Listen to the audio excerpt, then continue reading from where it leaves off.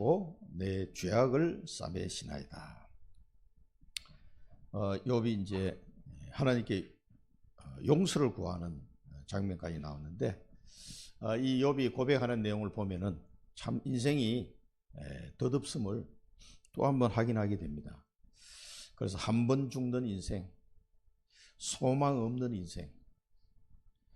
이제 구절이 좀 서론 본론 결론이 조금 바뀌었습니다만은 1절에서 12절 보면 한 번 죽는 인생, 그 다음에 뒷부분 18절에서 22절 보면 소망 없는 인생을 얘기해요.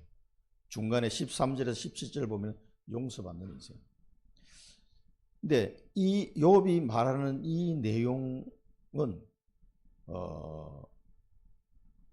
부처가 오기 전 1500년 전에 욥이 다 결론낸 거예요. 모세는 부처가 오기 전 약 500년 전 사람이죠. 500년이 뭐야? 한 700년 전 사람, 7, 800년 전 사람. 그리고 다윗과 솔로몬은 부처가 오기 전 500년 전 사람이에요. 그러니까 욥이나 아브라함, 모세, 다윗, 솔로몬 이 사람들의 내용을 보면요, 불교 이론 다 나옵니다. 거기다가 플러스해서 보고만해서 답을 다 얻게, 그런 책이 이거예요. 이제 이 불교 신자들이 자기들이 다 먼저 알았다고 생각하는데 천만의 말씀. 성경을 읽어보면 다 답이 나와요. 이제 여기다가 또 우리 바울이 기록한 서신서를 보면은 정확하게 답을 또 주고 있습니다. 그래서 오늘 이 욥이 굉장히 고통 가운데 고백하고 또 하나님께 기도하는 이 내용 속에서 오늘 우리가 꼭 붙잡아야 될 내용을 몇 가지 또 우리가 붙잡고 승리하셔야 되겠습니다. 지난 주간에 인간은 절대 불이다. 절대 불. 그래서 그 욥의 친구들이 그 주장하고 얘기하는 모든 이론을 욥은 쓸모없는 의원과 같다 이렇게 결론을 내렸어요. 너희들이 겪어는 제 같은 속담에 불과하다. 인생에 뭐 아무 도움도 안 되는 이론이다 이 말이에요.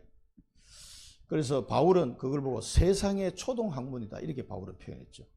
그래서 우리가 옛날에는 세상의 초동학문 아래에서 그런 인생이었습니다. 고통받는 인생. 그러나 지금은 그게 아니에요. 예수 그리스도로 말미암아 속량의 은혜를 받아버립니다. 그러니까 절대 불의한 자가 구원을 받을 수 있는 방법은 속량밖에 없어요. 대신 누가 해결해 줘야 돼. 속량이라는 단어가 우리나라 번역할 때 이게 옛날에 양민들이 양반한테 빚을 많이 져가지고 그 집에 종살이를 하게 돼. 양민이 종이 된 거야. 돈이 있어야 이제 다시 양민으로 돌아올 건데 그때 양자입니다. 그러니까 돌아올 돈이 없으니까 돈을 갚아야 되는데 갚을 길이 없어. 완전 그 집에 노비로 종으로 살아야 돼. 근데 어떤 부자가 이 사람 입장이 너무 불쌍하단 말이야. 그래서 부자가 대신 돈을 갚아줬어. 그럼 이 사람이 이제 그 집에서 빚을 갚았으니까 종살이 안 하고 다시 양민으로 돌아가잖아. 그게 속량이에요, 속량. 우리나라에서는 번역할 때 이렇게 번역한 거예요. 속량으로. 그 옛날에 우리나라 그런 제도가 있었으니까. 그리스도께서 모든 우리의 죄값을 다 치르시고 대신 지시고 우리를 속량해 주고. 우리는 절대 불의한 사람들이라니까. 인간은 사람을 잘 몰라서 그래. 인간을. 그리고 본인의 힘으로서는 절대 불능. 욥은 자신의 행위를 가지고 하나님과 변론하면 뭔가 내가 의롭다함을 받지 않겠느냐, 내가 정의롭다고 인정받지 않겠느냐라고 욥은 열심히 얘기했지만 틀린 말이에요.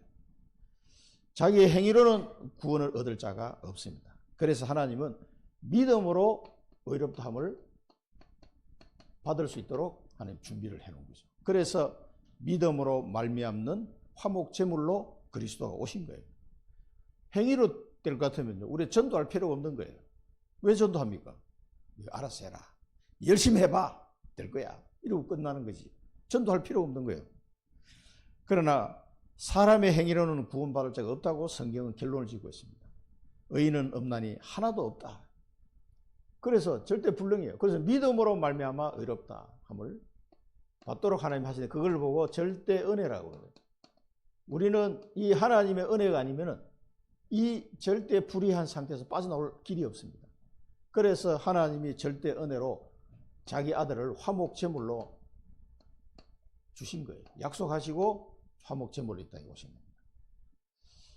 인자가 온 것은 섬김을 받으려 함이 아니라 도리어 섬기려 하고 자기 몸을 많은 사람을 위하여 대속물로 주기 위해서 오셨다. 대속물 혹은 화목 제물.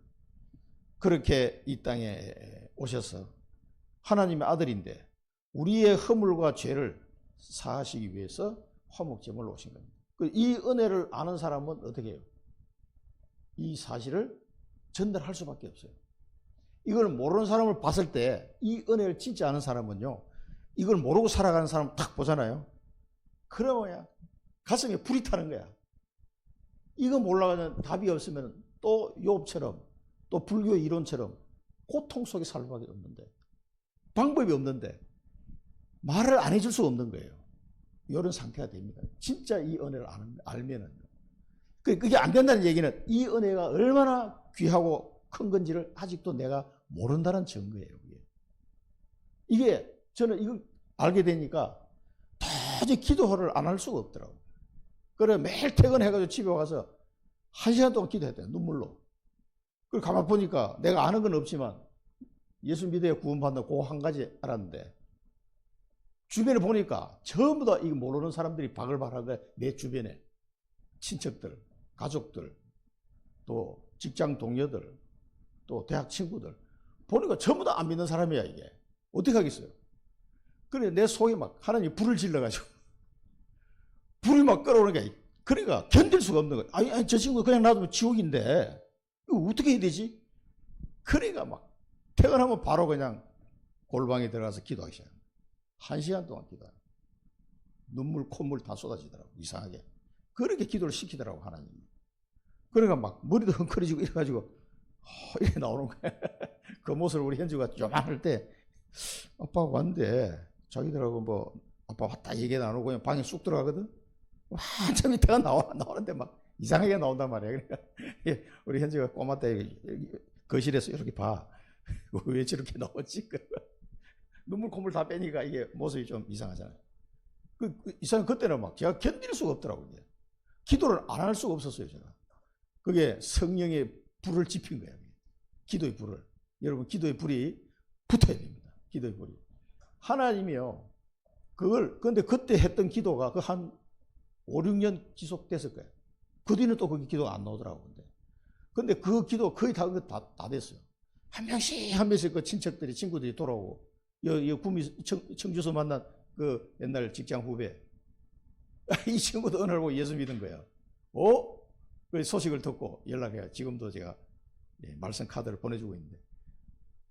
이 친구가 예수 믿을지. 그때 제 기도 대상전에 들어갔던 내 후배들이니까. 계속 기도했었거든요.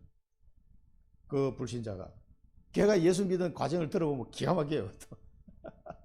야, 신기하게 하여튼 그렇게 하나님 인도하시더라고. 자기도 너무 이상하다는 거예요. 그래서 제가 이 기도 메시지 보내주면, 성경 구절 보내주면, 할렐루야, 아멘, 아멘, 해지는 막 보내줘요. 감사하죠. 자, 하나님의 이 은혜를 여러분 알면은요, 말 안 할 수가 없습니다. 그래서 하나님이 내게 주신 정확한 언약을 붙잡는 게 가장 중요합니다. 우리는 구원 받았습니다. 한 번 구원은 이 영원한 구원이에요. 착각하면 안 됩니다. 영원한 구원. 내가 좀 잘못했다고 해서 성령께서 떠나고 이런 게 아니라니까. 영원한 구원이에요. 그래서 이제는 중요한 게 하나님이 내게 주신 정확한 언약, 이걸 붙잡아야 돼요. 하나님은 무엇을 하시려고 하는가? 나를 통해서. 그게 남은 자, 남는 자. 성경에 보면 남은 자. 그게 그루터기, 렘넌트. 그 뭐 영어로 렘넌트라니까 스투피드 이런 단어도 있지만 렘넌트라는 단어를 우리가 쓰는데, 남은 자. 뭘 남은 자입니까? 복음을 가진 남은 자예요. 언약 잡은 남은 자, 남은 자. 이게 나의 정체성입니다. 그럴 때 하나님이 나와 함께하는 임마누엘을 누리게 돼요. 하나님이 나와 함께 하시기 위해서 오셨다니까. 우리와 함께 하셔서 하나님이 우리와 함께 하시다. 그 뜻이잖아요. 임마누엘. 우리 교회 이름도 임마누엘 교회. 그런데 이름 지을 때 다른 거 생각 안 나도록 하나님이 우리와 함께 하십니다. 이게 얼마나 큰 축복인지 몰라요. 이걸 회복시키도록 하기 위해서 주님이 십자가 지셨다니까. 엄청난 대가를 지불하고 우리의 죄가 그렇게 지독한 거예요. 예수님이 오셔서 십자가 지지 않으면 절대로 해결될 수 없을 만큼 우리의 죄가 지독한 겁니다. 아니, 하나님이신 그분이 와서 인간의 몸을 입고 와서 대신 죽어줘야 할 만큼 우리 죄가 어마어마한 거예요. 그러니까 사람의 힘으로는 이게 해결이 안 되는 거예요. 이게. 그걸 알아야 됩니다. 그래, 임마누엘. 이걸 늘 체험하셔야 돼요. 그게 복음 각인. 여러분 삶을 통해서 내가 너와 함께 한다. 이걸 계속 확인시키실 겁니다. 하나님이. 그러니까 어려움이 왔을 때 더 좋아요. 이거 확인할 수 있는 절호의 기회예요.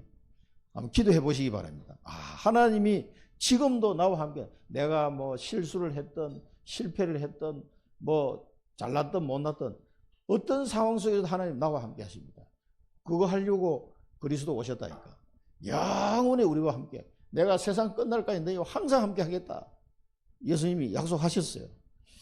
이거를 여러분 삶을 통해 체험해야 됩니다. 자, 그러면은 여러분들에게 말씀이 다르게 들리면 말씀이. 하나님의 말씀에 이상하게 순종하는 사람이 돼요. 전에는 내 생각대로 내 고집대로 막 살던 내가 말씀을 따라 살려고 발버둥 치기 시작하는 거예요. 이상하게 말씀에 순종해. 내 욕심은 이렇게 가고 싶은데 말씀이 이쪽으로 가라 하면 이쪽으로 가는 거예요. 거기 되어져요. 말씀의 길들이 진자가 자꾸 됩니다. 내 자신이 그렇게 바뀌어요. 이게. 말씀에 순종하는 자. 그러면 이 사람을 통해서 하나님이 이전 것은 지나가고 내가 새 일을 행하리라. 이전 것은 기억하지 마라. 우리가 예수 믿기 전에 그 나의 삶은 기억하지 마라. 다 발판이에요. 새 일을 행하시겠다고. 새 일을. 그게 뭡니까? 언약 성취.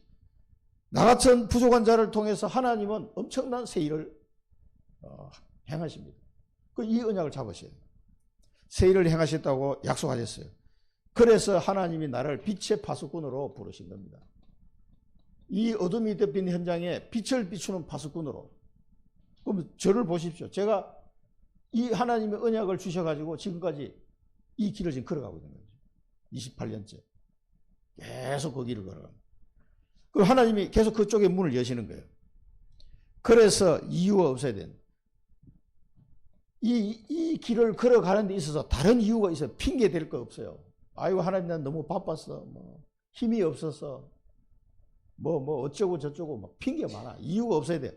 하나님께서 내게 주신 언약은 그 길을 가는데 내가 이유 없어야 돼요. 그래서 예수님이 내 계명을 지키는 자는 나를 사랑하는 자다. 그렇게 말씀하셨어요. 그러면 그 사람이 하나님 내 아버지께 사랑을 받을 것이요. 나도 그를 통해서 나를 나타내리라 그랬거든요.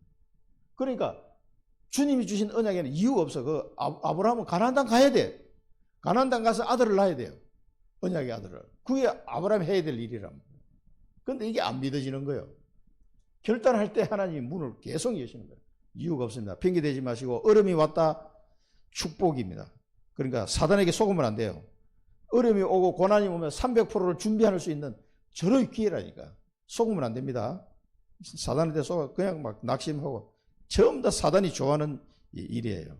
그래서 말씀으로 각인하는 기도. 말씀이 각인되는 것은 기도할 때 각인이 되는 거예요. 말씀에 여호와로 쉬지 못하게 하라. 기도로 말씀 각인. 그 다음에 집중 기도. 하나님 앞에 내가 어려운 문제가 있다. 그러면 집중해서 기도해 보시면 답이 나올 때까지. 그 다음에 언약을 붙잡고 하는 24기도. 성령 안에서 무시로 기도해라. 25 응답과 영원한 작품이 내 인생을 통해서 남겨지도록 하나님 하실 겁니다. 이 힘을 얻을 때 이제 대로를 수축하는 자. 힘이 있어야 뭐 대로를 수축하지.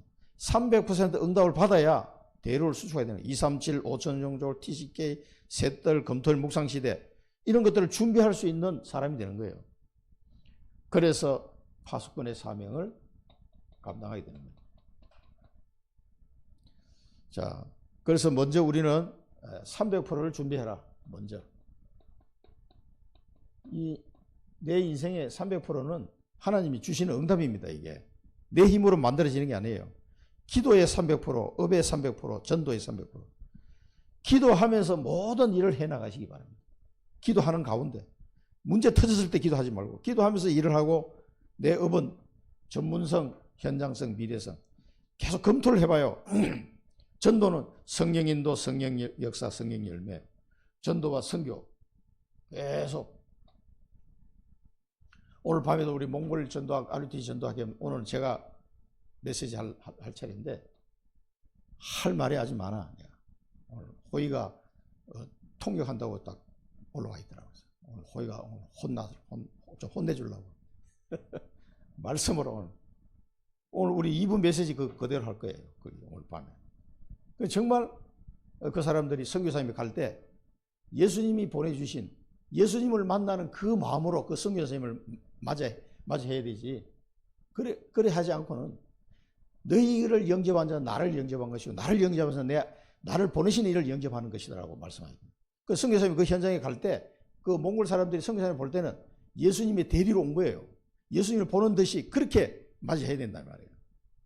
그 몽골에도 지금 중요한 일들 하나님 이루고 가시잖아요. 그 알탄투야 막 학원 안 돼가지고 영어 학원 해가 돈이 모자라니까 막 어떻게 좀 도와주세요 말. 우리 돈 없다.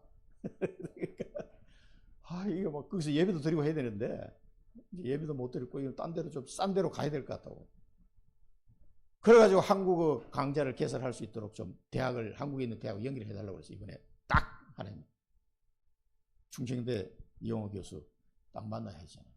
그러니까 그거를 나한테 부탁하고 자기 명함을 내게 줬는데 6개월 만에 만나고서 6개월 만에 딱 만나면 된 거예요. 그래 계속 기도하고 있으면 하나님 그렇게 문을 여신단 말이에요. 오늘 밤에 이제 예배 끝나고 이제 선교사님하고 이렇게 좀 포럼 좀 하려고 그래. 그 학원하고 연결하는 거 어떻게 이제 할 건지. 그러면 그 선교사님이 너무 좋아하더라면서. 이제 거기 한국어를 배우려고 하는 학생은 엄청 많대요. 왜 이 학원에 한국어 강좌를 개설 안 해주냐 이래가지고 막 난리치고 강의할 사람도 있고 배우려고 하는 학생도 막 떼거리로 몰려오는데 자기가 강좌를 왜 개설을 못하냐면은 개설하면 학교의 대학을 연결시켜줘야 돼. 한국인 대학에다. 미국에는 지금 그렇게 하고 있거든. 영어 배우면은 미국에 있는 대학에 연결시켜줘요. 그러니까 유학을 보내는 학원이에요. 그 학원은. 그냥 언어만 가르치는 데가 아니고. 그러니까 이제 반드시 대학하고 연계가 돼 있어야 돼. 그러니까 이제 그럼 자기가 한국에 있는 대학을 어떻게 찾을 수가 없잖아. 그래서 나한테 부탁을 한 거예요. 그래서 왜 나한테 부탁했는지 모르겠어. 그래서 찾았는데 하필이면 하나님이 딱 정확하게 필요한 사람을 딱 만나게 하신 거예요. 신기한 일이죠. 그래서 이제 그 학원을 통해서 이제 한국에 오면은 그 유학생들을 이제 관리하고 또 우리가 그러면서 이제 복음 전하고 그 중에서 준비된 학생 찾아내는 거죠. 그렇게 하면 됩니다. 하나님 문을 여실 때 가면 돼요. 300%. 전도와 선교 300%. 자, 그럼 몽골리아 RUTC도 계속 산업의 문을 하나님도 열어주시니까 거기 교회를 세울 수 있는 여건이 점점 조성이 되는 것 같아요. 자, 그럼 경제 문제도 그렇게 풀리는 거라니까. 그래서 하나님이 성령님도 받으면요, 하나님이 다 준비해놨어요. 사람도 준비해놓고 장소도 준비해놓고 일도 준비해놓고 다 준비해놨다. 이 인도를 그렇게 어렵게 느낀다는 게 자체가 문제인 거예요. 그러니까 성령님도 그렇게 느낀다 이 말은 기도 안 하고 있다는 증거예요. 사실 냉정하게 보셔야 됩니다. 내가 과연 기도하고 있는가? 주님이 내 계명을 지키는 자는 이렇게 했잖아요. 너는 내 이름으로 기도해라 했는데 기도 안 해. 만민에게 두루다니며 복음을 전파해라 했는데 복음 안 가는 거예요. 현장에. 그게 계명을 안 지키는 거라니까. 하나님이 나를 직장에 보냈어. 일만 하고 월급이나 타먹어. 그게 빵점이에요. 빵점. 하나님이 자녀로서는요. 왜 일하러 갑니까? 그 현장에 하나님이 나를 선교사로 파송했다 이 말이에요. 그걸 모르고 있으니까 내 계명을 지키지 않는 거예요. 최소한 마음만 먹어도 예수님이 그 사람을 통해서 나를 나타내리라. 증인으로 내가 세울 거란 얘기죠. 그 마음으로 가면 나를 통해서 예수님이 나타나게 되어 있는 거예요. 나타낸다는 말은 뭡니까? 눈에 보이지 않는 예수님이 부활하신 예수님이 성령으로 역사해 버린 거예요. 그러면 불신자 보고도 다 하는 거예요. 그렇게 됩니다. 성령님도 받으면 다 준비되어 있다는 거 꼭 기억하시고 인도를 잘 받으시기 바랍니다. 문제가 왔다 전부 다 전환점입니다. 그러면은 이 걸음을 걸어가는 사람에게는 뭐가 막힐 것 같으면 다 이 전환점이에요. 그리고 핍박이 왔다 최고 응답이에요. 핍박이 응답으로 바뀝니다. 이 여정을 가는 사람은요 300% 응답 받으시고 이 응답 누리시기 바랍니다. 갈등이 왔다 갱신의 기회입니다. 그리고 한번 해보시라니까 진짜 하나님이 어떻게 역사하시는지를. 위기가 오면 전부 다 기회예요. 이게 그냥 하는 말이 아닙니다. 이게 정인으로서 증거하는 거예요. 그래서 꼭 내가 해야 될 거 당연 필연 절대를 찾아서 하시면 됩니다. 그러면은요 우리 교회는 이 일 가지고 렘넌트 운동, 생명운동, 복음운동, 이 운동이라는 것은 무브먼트예요. 무브먼트. 한 사람이 그냥 일 전도하고 일 끝나는 게 아니고 지속해서 어떤 시스템적으로 이 렘넌트 살리고 생명 살리고 복음운동 하는 걸 말하는 거예요. 그러려면 여러분 교회도 그런 시스템이 만들어져야 되고 곳곳에 이 망대가 세워져야 되는 거죠. 그러니까 지금 우리 렘넌트 중학생 2명 줌으로 하잖아요. 뭐 한 명은 부산에 있고 한 명은 서울에 있는데 줌으로 만나서 딱 복음 전하잖아요. 창세기 하는데 얘들이 이제 재미를 붙였어요. 쫙 들어오더라고. 눈빛이 달라졌어요. 여러분들이 창세기 쫙 이렇게 설명해 들어가니까 너무 좋다면서. 중학교 2학년 이제 중학교 3학년 두 녀석이 눈이 아주 반짝반짝 하더라고. 이 녀석들이 이제 은혜를 받고 있구나. 이런 축복을 우리 누려야 됩니다. 그래서 하나님이 우리에게 6월절이라는 어마어마한 축복을 주십니다. 6월절. 해방, 사단에게서 해방, 애굽에서 해방되는 정도가 아닙니다. 사단에게서 해방돼요.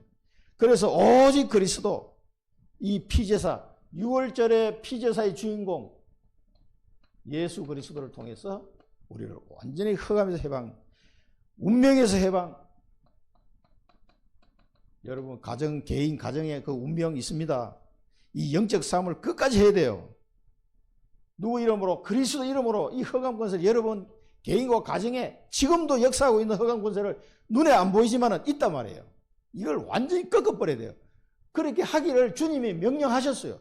강한 자를 결박하지 않고는 안 된다. 기도해라. 영적 싸움해라. 전신갑주를 입어라. 성령의 금, 곧 하나님의 말씀을 가지라.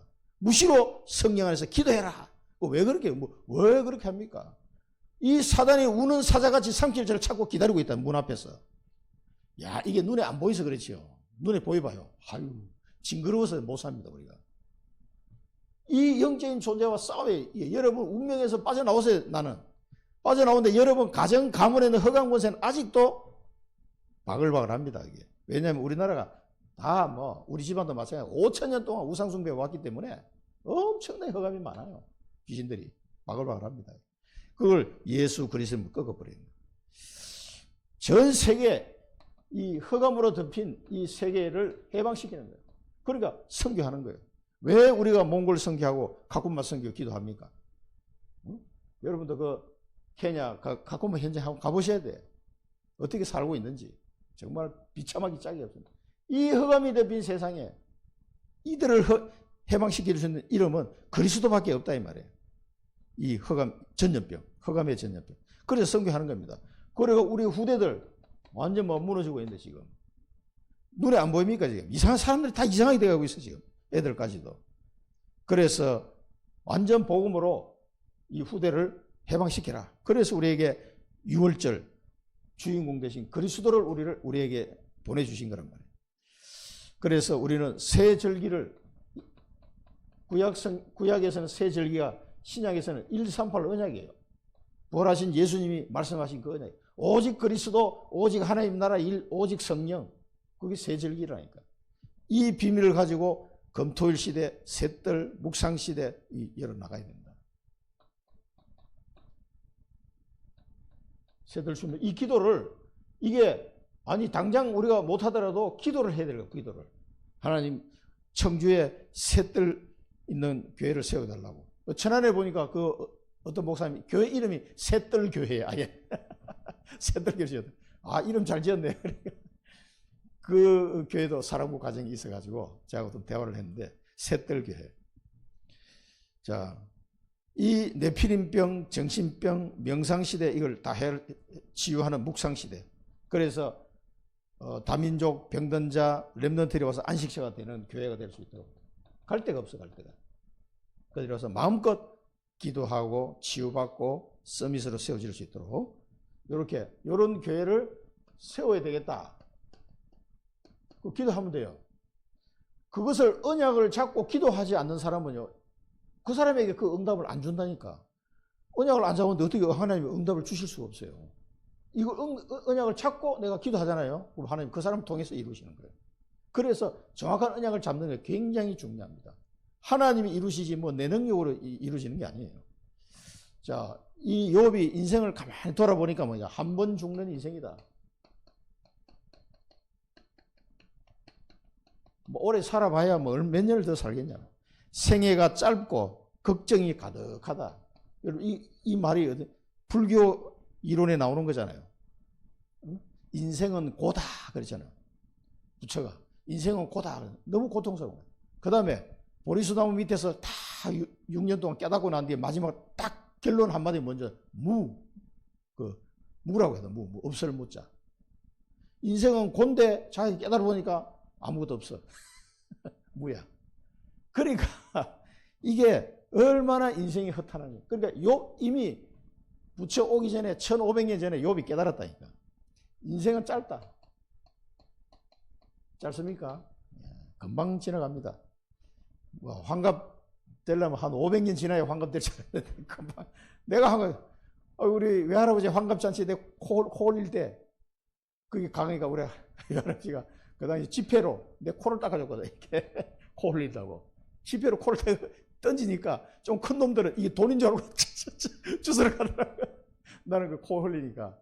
그때 우리 외할아버지가 만 60 이제 동네에서 환갑잔치 기억이 나거든요. 그런데 내가 60이 되고 나니까, 야, 그때 생각하면 이게 차이가 엄청나. 인생은 짧습니다. 금방 지나가요, 금방. 그리고 걱정이 가득하다. 뭐야, 살기 힘들다 이 말이에요. 이 욥이 깨닫는 겁니다. 그러면서 꽃과 같이 자라다가 시들고 사라지는 이런 인생이다. 꽃과 같이 드레핀 그냥 조그마한 꽃처럼 이게 뭐 자라는 것 같더니 그다음에 금방 시들고 사라져버립니다. 이런 자를 재판하시나이까. 재판하시나이까. 그러니까 이런 사람을 하나님 재판한들 무슨 소용이 있습니까? 이 말이죠. 이렇게 인생이 허무하다 이 말이에요. 그 다음에 그 이제 모세는 부처 오기 전에 약 한 700~800년 전 사람이에요. 모세는 뭐라고 깨달습니까? 10편 90편에 보면 연수의 자랑은 수고와 슬픔뿐이다. 수고와 슬픔뿐이다. 그 인생을 살아보니까 모세도 한 80년 그때 살았을 때니까 120세까지 살았습니다만 80세 때 살아보니까 인생은 70이요 강건해야 80인데 그 연수의 자랑은 수고와 슬픔뿐이다. 이게 그 사람들의 결론이에요. 그러니까 벌써 다 깨달았어. 그러면서 누가 깨끗한 것을 더러운 가운데서 낼 수 있는가? 이 생각나는 꽃이 없습니까? 연꽃. 더러운 곳에서 깨끗하게 자라는 게 연꽃이에요. 그래서 불교는 보면 전부 다 연꽃 모양으로 이렇게 만들어지잖아요. 그 연꽃이 불교를 상징하는 꽃인데 그 사람들 볼 때는 그 지저분한 그 막 흙탕물 같은 데서 꽃이 깨끗한 꽃이 자라거든요. 연잎으로 뭐 밥도 해먹하잖아요. 그게 연잎이 굉장히 그 섬유질이나 이런 게 연구 대상이더라고. 물이 잘 안 묻는 잠수복이나 이런 것만 그런 걸 쓰면은 좋대요.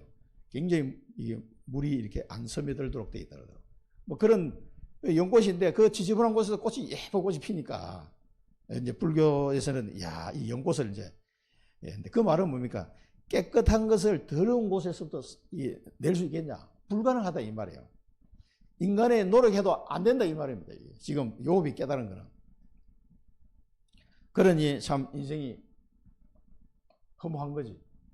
자, 그런 인생이다. 그 다음에 그 날과 달 수가 정해져 있다. 여러분은 날과 달 이게 정해져 있어요.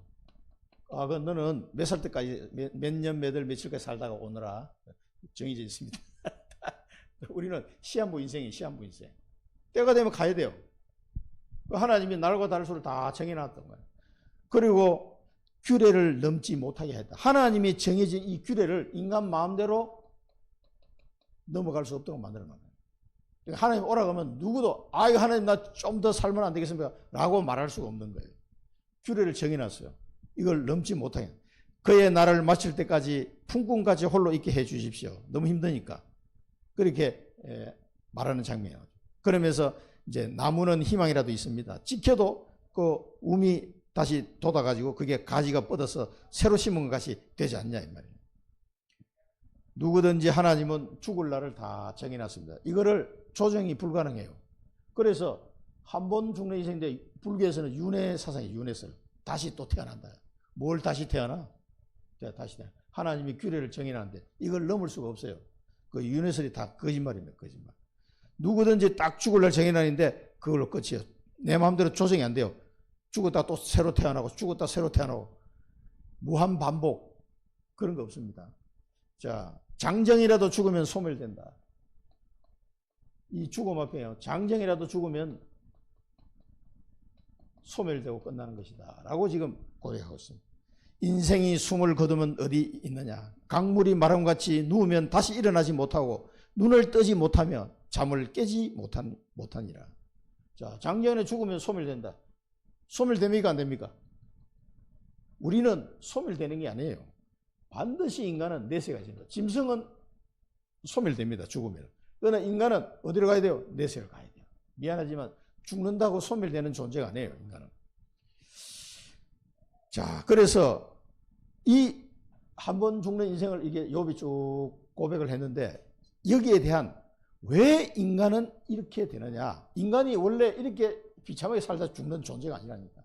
이렇게 죽을 수밖에 없는 이유를 알아야 돼요. 이유를 알고 거기에 대한 답을 알아야 돼요. 지금 욥은 그걸 모르는 상태란 말이에요. 그리고 내세가 있다는 것도 지금 고백을 못하고 있는 거예요. 그래서 성경 구절을 보면 뭡니까? 자, 히브리서 9장 20절 한 번 죽는 것은 사람에게 정해진 신 그 후에는 심판이 있으니 윤회설 없습니다. 한 번 죽는 거예요. 한 번. 그 다음에 로마서 6장 20절 죄의 삭은 사망이요 하나님의 은사는 그리스도 예수 우리 주 안에 있는 영생이니라. 죄 때문에 죽는 거예요. 죄의 삭이 사망이에요. 그래서 이 죄 문제를 해결함으로써 그리스도 안에서 영생을 얻게 되는 거죠. 이게 죽으면 소멸되는 상태가 아니라니까요. 우리는 영생을 얻은 사람이에요. 자, 그런즉 누구든지 그리스도 안에 있으면 새로운 피조물이라. 이전 것은 지나갔으니 보라 새 것이 되었다. 이 그리스도 안에서 우리는 뭡니까? 이렇게 형편없는 존재가 아니고 새로운 피조물이 된 거예요. 영생이란 걸 얻은 새로운 피조물이 된 거예요. 어마어마한 거죠. 시편 103편에 보면 인생은 그 날이 풀과 같으며 그 영화가 들의 꽃과 같도다. 그것은 바람이 지나가면 없으려니 그 있던 자리도 다시 알지 못하거니와 여호와의 인자하심은 자기를 경외하는 자에게 영원부터 영원까지 이르며 그의 의인은 자손의 자손에게 이르리니 곧 그의 언약을 지키고 그의 법도를 기억하여 행하는 자에게로다. 영원한 것을 말씀하고 있습니다. 그래서 인생에 이렇게 된 이유가 뭐인가? 죄 때문에 그렇다는 거예요. 인간의 힘으로는 해결할 수 없는 죄 때문에 이런 인생이 된 거예요. 원래는 이런 인생이 아니라니까. 그리고 해결 방법은 뭡니까? 예수 그리스도 안에서 영생의 축복을 받아요. 영생. 새로운 피조물. 이렇게 된 겁니다. 이렇게 돼야 이게 다 해결되는 거예요. 이 욥이 고통스럽게 이야기하던 이 부분이 싹 다 해결되는 거예요. 한 번 죽는 인생인데 그걸로 한 번 죽는 인생을 끝나는 게 아니라 한 번밖에 없는 요 인생 동안에 예수 그리스도를 만나 믿게 되면 영생을 얻게 되는 거예요. 새 피조물이 되는 거예요. 이 왜? 죄 문제가 해결되니까. 죄 때문에 죄의 싹은 사망이요. 그래서 죽는 겁니다. 소망 없는 인생. 자, 이런 인생에 무슨 소망이 있겠습니까? 그러나 하나님은 그리스도 안에서 우리에게 주신 소망이 있어요.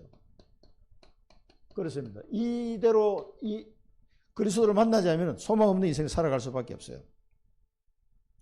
무너지는 산은 흩어지고 바위는 옮겨지고 물은 돌을 닳게 하며 땅의 티끌처럼 살다가 인생의 희망을 끊으신다. 얼마나 허망합니까? 산이 무너지는 것처럼 흩어지고 바위가 옮기는 것처럼 이렇게 살다가 물이 지나가면 돌을 닳게 하고 땅의 티끌처럼 살다가 가는 인생이다. 하나님의 창세기에서 뭐라고 말씀하세요? 창세기 3장 19절에 보면 너는 흙이니 흙으로 돌아갈지니라. 그렇게 밖에 될 수 없는 있습니다. 땅의 티끌처럼 사는 인생의 희망이 없어. 희망이. 하나님이 인생의 희망을 끊으면 끝나는 거예요. 그냥. 자, 창세기 3장 23절 24절 보면 에덴에서 하나님이 아담과 하와를 쫓아내는 장면이 나오죠. 주께서 사람을 이기셔서 떠나게 하시고 얼굴빛을 변하게 하여 쫓아보내시니라. 그러니까 쫓겨나가는 인생. 그러니 소망이 없는 거죠. 그 다음에 그 아들들이 존귀하거나 비천하게 되어도 깨닫지 못하니 다만 그의 살이 아프고 영혼이 애곡하나이다. 자, 우리가 제사 지내죠. 왜 제사 지냅니까?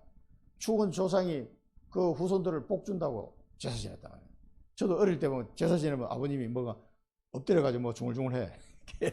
뭔 말인가 하고 가서 들어보니까 오늘 뭐 음력 몇월 며칠 뭐 아버님 뭐 기일입니다 뭐 그러면서 이 후손들에게 복을 달라고 막 비는 거야. 엎드려가지고. 그러니까 아니 대학까지 나오신 분이 뭐 그렇게 아무것도 없는데 그게 상차려 놓고 숟가락 이렇게 꽂아놓고 숟가락도 왜 거꾸로 꽂아놓더라고. 그러놓고 그게 막 비는 거예요. 그리고 귀신한테 준 음식을 조금씩 떠가지고 이게 따뜻한 물에 종기에다가 이 음복이라고 딱 해가지고 그걸 누굴 주느냐? 저를 주는 거예요. 아들이 하나니까 딸들은 안 줘. 딱 해가지고 네가 먹어라. 야, 나는 모르고 그냥 그 귀신한테 준 거를 조금씩 음복이라고 해가지고 그걸 나한테 준다고. 야, 이게 자식을 잡는 일인지 모르는 거지 부모님들이. 이 영적 사실. 그러니까 이 죽은 조상이 뭐가 자손들이 어떻게 된지도 모르는데 이 보세요. 욥이 벌써 얘기하고 있잖아. 그 아들들이 존귀하게 되었는지 혹은 비천하게 되어도 깨닫지 못한다. 알지 못한다. 그래서 조상들이 그 후손을 어떻게 합니까? 이 사람들이 얘가 지금 뭐 어렵게 사는지 뭐 죽으면 그런 것도 모르는 거예요. 다 지옥 가버리면 끝나는 거예요. 그러니까 후대를 알지 못하니요 제사를 지낼 필요가 없다는 말이에요. 그 아무 의미 없는 귀신한테 하는 거니까. 다만 그의 살이 아프고 그래 아무것도 몰라. 육신적으로 고통스럽고 영혼이 애곡하냐. 뭐 본인의 지금 이게 상태도 지금 뭐야 헤쳐나가지 못해. 영적 고통이 맞게 육신 고통, 영적 고통 계속 오는 거죠. 자, 이런 인생이 이건 뭐 무슨 소망이 있습니까? 그래서 그리스도 안에서 소망을 주셨어요. 예수 그리스도 안에서 하나님이 우리를 소망을 주셨는데 기쁨과 평강과 믿음 안에서 충만입니다. 성령의 능력으로 소망이 넘치게 했다. 자, 우리 이거 보면요. 요는 모세의 시편이 로마서 15장 보면 또 이사야가 이르되 이새의 뿌리 곧 열방을 다스리기 위하여 일어나시는 이가 있으리니 누굽니까? 이새의 뿌리 그리스도. 열방이 그에게 소망을 두리라 하였느니라. 소망의 하나님이 모든 기쁨과 평강을 믿음 아래서 너희에게 충만하게 하사 성령의 능력으로 소망이 넘치게 하시기를 원하노라. 그리스도 안에서 이 소망을 주신데 기쁨과 평강이 넘치는 거예요. 기쁨과 평강이 넘칩니까? 그리스도 안에서 소망이 있으니까 성령의 능력으로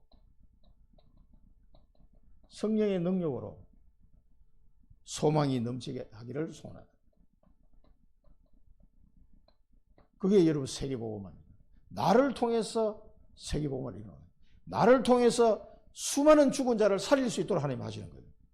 그래 그리스도 안에 있는 소망이 기쁨과 평강이 충만해지고 성령의 능력으로 소망이 넘치기를 원하노라. 그리고 골로새서 3장 1절에 4절 보면요.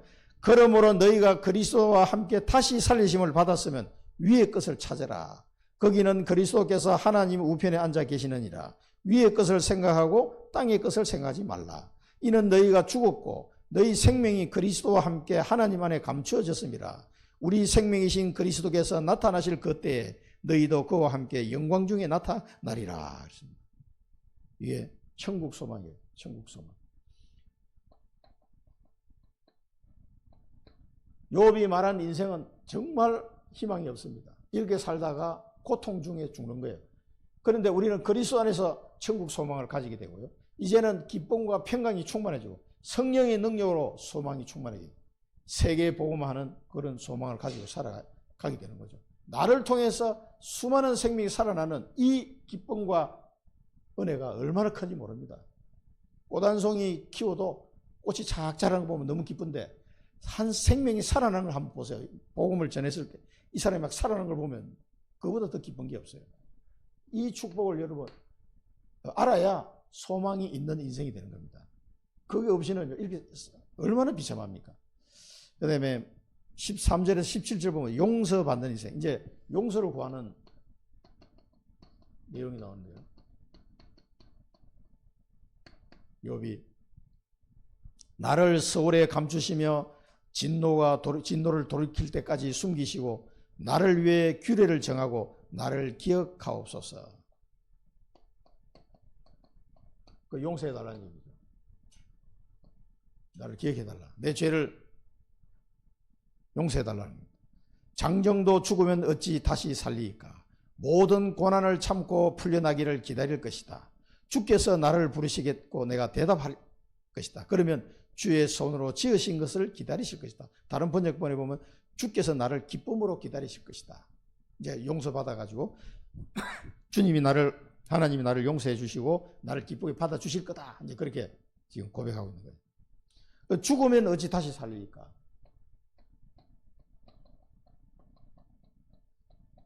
그래서 욥은 이 당시에는 지금 이걸 모르는 거예요. 내세도 모르고 부활을 모르는 거예요. 부활을. 어찌 알겠습니까? 부활을. 이 부활이라는 건 상상도 못하네요. 상상. 주께서 나를 부르시면 내가 이제 용서받아가지고 이게 고통이 회복되는 그런 정도만 지금 생각하는 거예요. 하나님의 용서하심은 그런 정도가 아닙니다.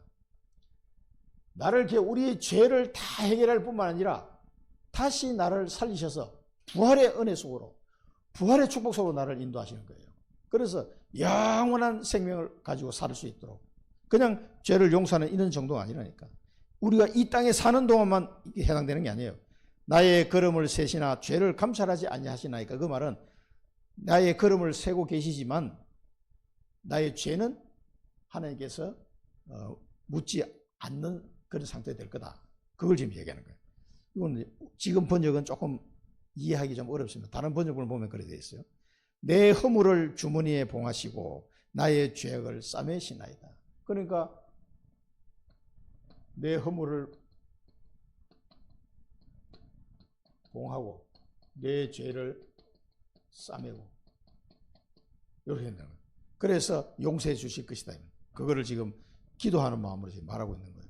그래서 고린도전서 15장에 보면 우리가 부활에 대한 내용이 나오죠. 만일 죽은 자가 다시 살아나는 일이 없으면 그리스도도 다시 살아나신 일이 없었을 때요. 그러면 우리의 믿음도 다 헛것이다. 그리스도, 그럼 우리는 계속 죄 가운데 살아야 된다. 그래서 다만 이 세상의 삶뿐이면 모든 사람 가운데 우리가 더욱 불쌍한 자다. 부활의 이 축복을 기억하시면 이 땅에 사는 동안에만 뭔가 문제가 해결되고 그걸로 용서받았다고 생각하면 안 돼요. 그 정도가 아닙니다. 이 세상의 삶만 가지고 하면은 우리가 제일 불쌍한 사람이다 라고 바울이 얘기한 거예요. 그래서 사망이 한 사람으로 말미암아 죽었으니 죽은 자의 부활도 한 사람으로 말미암는도다. 아담 안에서 모든 사람이 죽은 같이 그리스도 안에서 모든 사람이 삶을 얻으리라. 자, 혈과 육은 하나님 나라를 이어받을 수 없고 또한 썩는 것은 썩지 아니한 것을 유업으로 받지 못한다. 그래서 부활해야 돼요, 반드시. 자, 이제 마지막에 고린도 15장 이 뒷부분 보면요. 이 썩을 것이 썩지 아니함을 입고 이 죽을 것이 죽지 아니함을 입을 때에는 사망을 삼키고 이기리라고 기록된 말씀이 이루어지리라. 사망아 너희 승리 어디 있느냐? 사망아 네가 쏘는 것이 어디 있느냐? 사망이 쏘는 것은 죄요. 죄의 권능은 율법이라. 우리 주 예수 그리스도로 말미암아 우리에게 승리를 주신 하나님께 감사하노니 그러므로 내 형제 사랑하는 형제들아 견신하며 흔들리지 말고 항상 주의 일에 더욱 힘쓰는 자들이 되라. 이는 너희 수고가 주 안에서 헛되지 않은 줄을 알미라. 보세요. 사망에 당당하게 죽음 앞에 장사 없어요. 이 욥의 이론을 보더라도. 그렇죠? 이게 뭐 어떻게 방법이 없는 거예요. 그런데 사망 권세를 꺾어버리는 거죠. 왜? 죄가 사해지니까. 그렇게 해서 우리는 부활의 축복소로 인도하는 거예요. 하나님의 용서는 어마어마한 겁니다. 죄 사함과 부활과 사망 권세를 꺾고 영원한 속으로. 이게 욥 시대는 욥이 상상할 수 없는 말을 지금 바울은 하고 있는 거거든요.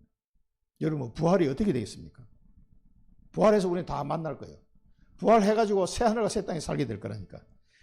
주 예수 그리스도 안에 있는 그 죄 용서는 이런 축복과 연결이 되게 돼 있다. 단순히 이 땅에서 좀 막 이게 고통이 회복되고 뭐 좀 잘 먹고 잘 살고 그런 정도가 아니다 이 말이에요. 어마어마한 겁니다. 그래서 우리는 예수 그리스도를 말미암아 성령은 내가 세상을 이겼노라. 사망 권세 한테도 우리가 당당하게 이렇게 이야기할 정도면 끝난 거죠. 사망아 네가 쏘는 것이 어디냐? 죄의 권능은 율법이라. 사망이 쏘는 것은 죄예요. 죄의 권능은 율법. 그러니까 사망과 율법의 권능으로부터 우리를 완전 승리하게 만드신 그게 예수 그리스도의 은혜예요. 이 죄사함과 부활 소망을 통해서 주의 일에 힘쓰는 자가 되어야 돼요. 그래서 우리는 다 이제 끝난 거예요. 이게 죄사함을 받고 부활 소망을 가지게 돼요. 이제 확실하게 부활이 돼요. 그러니까 주의 일에 힘쓰는 자가 돼요. 이걸 가지고 주의 일에 힘쓰는 자가 되시기 바랍니다. 그러면요 또 상급을 하나 준비해 놓으셨어요. 요한 1서 2장 16, 17절에 보면 이는 세상에 있는 모든 것이 육신의 정욕과 안목의 정욕과 이생의 자랑이니 다 아버지께로부터 온 것이 아니요 세상으로부터 온 것이라. 이 세상도 그 정욕도 지나가되 오직 하나님의 뜻을 행하는 자는 영원히 거하느니라. 요한 1서 2장 16절 17절 말씀. 그 말씀 가지고 우리가 결론을 보겠습니다. 그래서 이 욥이 이 인생을 얘기를 했는데 이걸 보면은 뭐 또 희망이 하나도 안 보여요. 그러나 하나님께서는 그리스도 안에서 영생의 축복과 또 기쁨과 평강을 주시고 성령의 능력으로 세계복음화의 소망을 주셨어요. 그리고 우리는 이 부활의 소망을 가지고 주의 일에 힘쓰는 자고 이렇게 하나님이 우리를 인도하시는 거예요. 그래서 그리스도께서 사시는 자. 여러분은 내가 사는 것이 아니요 그리스도께서 내 안에 사시는 자다. 이걸 꼭 기억하시기 바랍니다. 갈라디아서 2장 20절 말씀처럼 그리스도가 이제 내 주인이다. 내가 이제 육체 가운데 사는 것은 내가 사는 것이 아니요 내 안에 그리스도께서 사시는 것이다. 하나님의 아들을 믿는 믿음 안에서 내가 사는 거다. 이게 돼야 돼요. 그리스도께서 사시는 자. 그 다음에 천명 언약을 잡은 자. 이제 하나님은 하나님 나라를 위해서 하나님 내게 천명 언약을 주는데 이 천명 언약을 잡은 자. 꼭 발견하고 잡아야 됩니다. 천명 언약을 잡은 자. 주의 뜻을 발견하는 거예요. 그래서 24, 25 영혼 이 응답소로 들어가는 겁니다. 이 주님의 뜻을 발견하지 못하면 너희들은 이 세상을 풍습을 따라가지 말고 뭐 하라고 했어요? 하나님의 선하시고 기뻐하시고 온전한 뜻이 무엇인지 분별하도록 하라. 로마서 12장 말씀처럼 이 천명 언약을 반드시 잡아야 됩니다. 내 안에 이제는 내가 사는 것이 아니고 그리스도께서 사시는 자. 그래야 이 욥이 고통스럽게 얘기했던 이 인생 속으로 들어가는 게 아니라 이 인생에서 완전히 빠져나오는 겁니다. 이게 천명 언약을 잡은 자. 그래야 이게 되는 거예요. 그 다음에 위의 것을 찾는 자. 땅의 것을 여러분 땅의 것을 자꾸 찾지 마시고 위의 것을 찾는 자. 골로새서 아까 읽었죠. 골로새서 3장 말씀처럼 또 요한 1서 2장 말씀처럼 위의 것을 찾는 자. 이 축복을 날마다 누리시기 바랍니다. 기도하겠습니다. 살아계신 하나님 아버지 은혜를 감사드립니다. 욥 기서를 통해서 오늘도 저희들에게 이 덧없는 인생, 소망 없는 인생을 확인하게 하시고 이제는 우리 주 예수 그리스도 안에서 모든 죄를 사함받고 영생의 축복을 받았음을 성령의 능력으로 소망이 넘치게 하심을 깨닫습니다. 이제는 부활의 소망을 가지고 주의 일에 힘쓰는 자가 되도록 저희들을 인도하여 주옵소서. 이제는 이 땅에 있는 것 여기에 관심을 갖지 않게 하시고 주님의 일에 힘을 내게 하시고 위의 것을 찾는 자, 천명언약 잡은 자 되게 하여 주옵소서. 예수 그리스도 이름으로 기도드립니다. 아멘.